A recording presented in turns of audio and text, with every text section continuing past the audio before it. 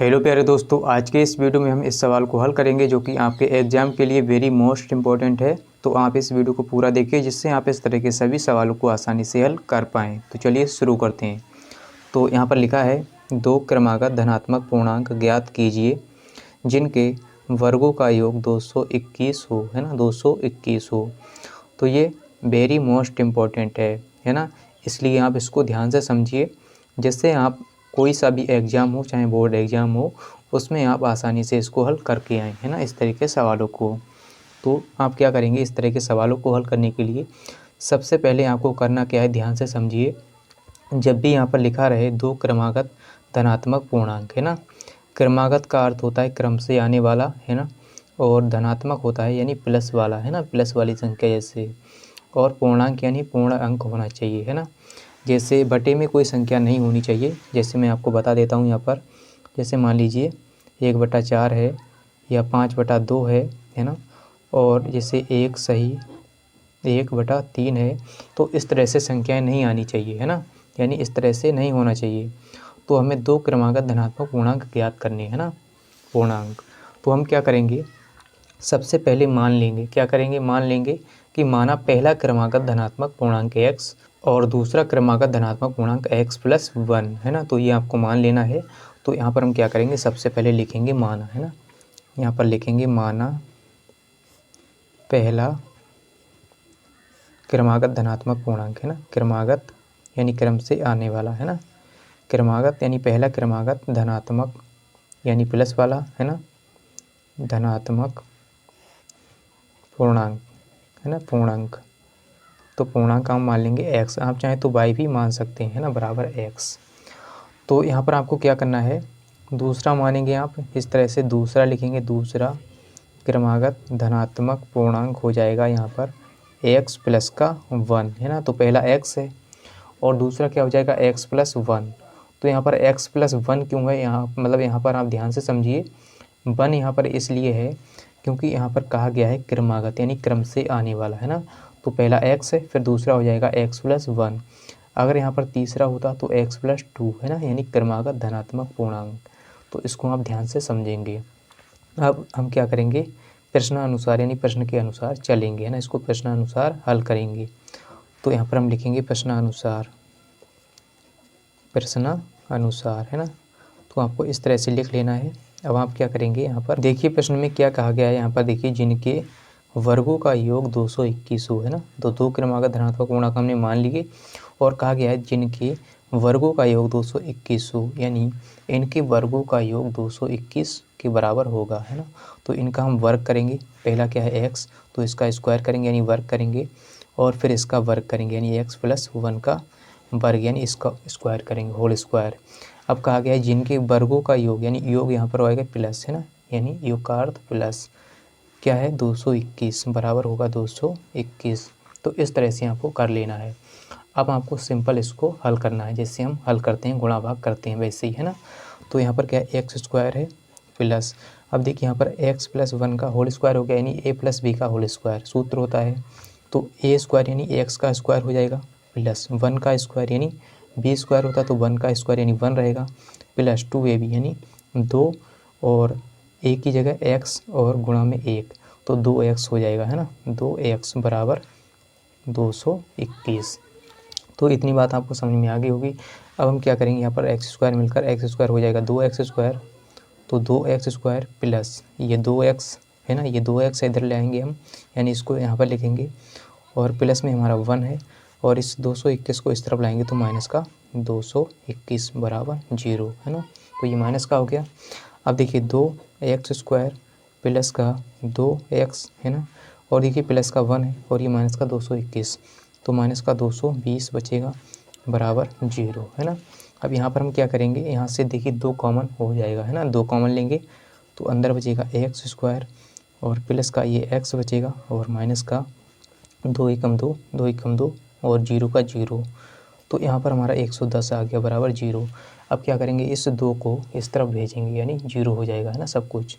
तो यहाँ पर x² बचेगा प्लस x माइनस का 110 बराबर 0। तो इतना करने के बाद अब हम क्या करेंगे, इसका गुणनखंड करेंगे, है ना। तो गुणनखंड करना आपको आता होगा, नहीं आता तो आप सीख जाएंगे, है ना। ध्यान से समझिए। तो हमें क्या करना होता है, यानी जो लास्ट में संख्या होती है इसकी गुणा एक्स स्क्वायर के गुणा से, यानी एक्स स्क्वायर के गुणांक से करनी होती है। तो यहाँ पर एक्स स्क्वायर का गुणांक यहाँ पर कुछ नहीं तो 1 होगा। तो इसकी गुणा हम 1 से, यानी 1 की गुणा करेंगे 110 से, तो 110 ही आएगा। अब आपको इतना करने के बाद, यानी गुणा करने के बाद यहाँ पर आ गया 110। अब आपको क्या करना है, यहाँ पर देखना है ना। तो यहाँ पर हमें गुणा करने पर कितनी, यानी गुणा करने पर आ जाए 110 और इनको घटाने पर कितना आना चाहिए, 1, है ना। तो ऐसी दो संख्याएं हम ढूंढेंगे कि गुणा करें तो 110 आ जाए और इनको घटाने पर 1 आ जाए, है ना। यानी इसके आगे कुछ नहीं तो 1 होगा, 1x, है ना। तो यहाँ पर घटाने पर क्यों है, क्योंकि यहाँ पर माइनस है, तो घटाने पर हमें 1 लाना है और गुणा करने पर 110। ऐसी दो संख्याएं हम खोजेंगे। तो चलिए, बहुत ही सिंपल है। देखिए हम क्या करेंगे, इस 110 का गुणनखंड कर लेंगे, है ना, अभाज्य गुणनखंड। तो यहाँ पर हम लिखेंगे 110 और इसका हम अभाज्य गुणनखंड करेंगे, है ना। तो यहाँ पर सबसे पहले हम क्या करेंगे, 2 से लगाएंगे। तो 2 पंजे होता है 10, है ना। यहाँ पर 1 बचा, 2 पंजे 10। अब देखिए क्या करेंगे, 5 से लगाएंगे तो 5 एकम 5, 5 एकम 5, यानी 11 आ गया, है ना। अब देखिए यहाँ पर 11 को 11, यानी एक बार में कट जाएगा, 11 एकम 11, है ना। तो यहाँ पर हमारे देखिए दो संख्याएं हमें मिल जाएंगी। यहाँ से कैसे मिलेंगी, देखिए अगर हम 11, यानी पहली संख्या 11 ले लेते हैं, है ना, और दूसरी संख्या ले लेते हैं 2 पंजे 10, इनका गुणा करेंगे 2 पंजे 10 हो जाएगा, है ना। तो 11 में से हम 10 को घटाएंगे तो 1 आएगा और 11 की गुणा 10 से करेंगे तो 110 आएगा। तो हमें गुणा करने पर लाना है 110 और घटाने पर लाना है 1। तो घटाने पर 1 आ रहा है ना। तो दोनों संख्याओं को हम घटाएंगे तो 1 आ जाएगा, है ना। तो चलिए हमें संख्याएं मिल गई 11 और 10। तो यहाँ पर हम लिखेंगे, क्या लिखेंगे, एक्स स्क्वायर प्लस, देखिए 11 माइनस का 10 और इसके बाहर x लिखेंगे, है ना। अब देखिए यहाँ पर क्या है, माइनस का 110, है ना। यहाँ पर क्या है, सॉरी, यहाँ पर है माइनस का 110, है ना। तो 110 है बराबर 0, है ना। अब हम क्या करेंगे, यहाँ पर देखिए एक्स स्क्वायर प्लस, और इस x को अंदर करेंगे तो 11x हो जाएगा, माइनस 10 से करेंगे तो 10x और ये माइनस का 110 बराबर 0, है ना। तो अब हम क्या करेंगे, इतना करने के बाद यहाँ से कॉमन लेंगे, दो दो का जोड़ा बनाएंगे, कॉमन लेंगे तो यहाँ से x कॉमन हो जाएगा, इन दो पदों से x, तो 1x बचेगा प्लस 11 बचेगा और माइनस का 10, यानी इससे 10 कॉमन लेंगे माइनस का, तो यहाँ से बचेगा माइनस का, सॉरी, प्लस का x बचेगा और प्लस का बचेगा 11, है ना। 10, यानी 10 को हम इससे भाग देंगे तो 11 आ जाएगा, है ना। तो यहाँ पर आ गया 11 बराबर 0। तो हमारी ये ब्रैकेट जो है सेम होनी चाहिए, है ना, बराबर। तो देखिए एक ब्रैकेट में x माइनस का 10 लिखेंगे, x माइनस का 10, और एक ब्रैकेट में, यानी इसके कॉमन है तो x प्लस का 11, है ना। अब देखिए यहाँ पर बराबर 0। अब हम क्या करेंगे, एक बार इसके बराबर 0 और एक बार इसके बराबर 0 रखेंगे। तो यहाँ से x माइनस का 10 बराबर 0 रखेंगे तो x बराबर आ जाएगा 10 प्लस का, है ना, प्लस का 10 हो गया। तो ये माइनस का इधर है तो प्लस का। अब देखिए एक बार x प्लस 11 बराबर रखेंगे 0, तो यहाँ से x बराबर माइनस का 11 आएगा, है ना, x बराबर माइनस का 11। अब आपको ध्यान ये रखना है कि हमें कौन सी संख्या लेनी है ना, क्योंकि यहाँ पर x के 2 मान आए हैं ना, x के 2 मान, तो हमें x बराबर कौन सा लेना है ये आपको ध्यान रखना है। तो देखिए क्योंकि क्वेश्चन में कहा गया था धनात्मक, यानी प्लस वाला संख्या, है ना, प्लस वाली संख्या आपको लेनी है, तो ये तो हम लेंगे नहीं, है ना, 11 माइनस का, क्योंकि धनात्मक पूर्णांक हमें लाना है ना। तो हम x बराबर 10 लेंगे, ठीक है। तो यहाँ पर हम क्या करेंगे, यहाँ पर लिखेंगे, तो पहला क्रमांक धनात्मक पूर्णांक हमारा क्या है, यानी x माना था हमने, है ना, ये x माना था, तो x का मान कितना आया, 10 आ गया प्लस का, है ना, प्लस का 10 आ गया यहाँ पर देखिए, है ना। तो ये वाला लेंगे, तो यहाँ पर लिखेंगे पहला क्रमागत धनात्मक पूर्णांक, क्रमागत धनात्मक। तो यहाँ पर हमारा पहला क्रमागत धनात्मक पूर्णांक क्या हो जाएगा, x बराबर, यानी पहला क्या है, x है, तो यहाँ पर हो जाएगा x यानी 10, है ना, x बराबर कितना 10, तो पहला हो गया 10 और दूसरा क्या हो जाएगा, देखिए दूसरा क्रमागत धनात्मक पूर्णांक क्या हो जाएगा, हमारा दूसरा क्या था, x प्लस का 1 था, हमने माना था, है ना।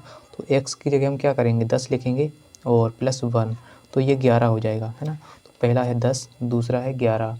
तो जब आप 10 और 11 का गुणा करेंगे तो कितना आ जाएगा, है ना, 110 आएगा। और इनके वर्गों का योग करेंगे आप, इनको जोड़ेंगे और यानी इनका वर्ग करके आप जोड़ेंगे तो आपको 221 ही मिलेगा, है ना। आप इसको करके देख लेना, इनका वर्ग करेंगे और आप इनको जोड़ेंगे, है ना। तो 10 का वर्ग होता है 100, है ना, और 11 का 121। तो 100 और 121 को जोड़ेंगे तो 221 आ जाएगा, है ना। तो इस तरह से आपको इस तरह के सवालों को हल करना होता है। तो उम्मीद करता हूँ कि आपको समझ में आ गया होगा कि कैसे इस तरह के सवालों को हल किया जाता है। और अगर आपको समझ में आ गया है तो इस वीडियो को लाइक कर दीजिए और चैनल को सब्सक्राइब कर लीजिए, जिससे आपको इस तरह के वीडियो मिलते रहें। तो मिलते हैं अगली वीडियो के साथ। आज के लिए इतना ही। जय हिंद।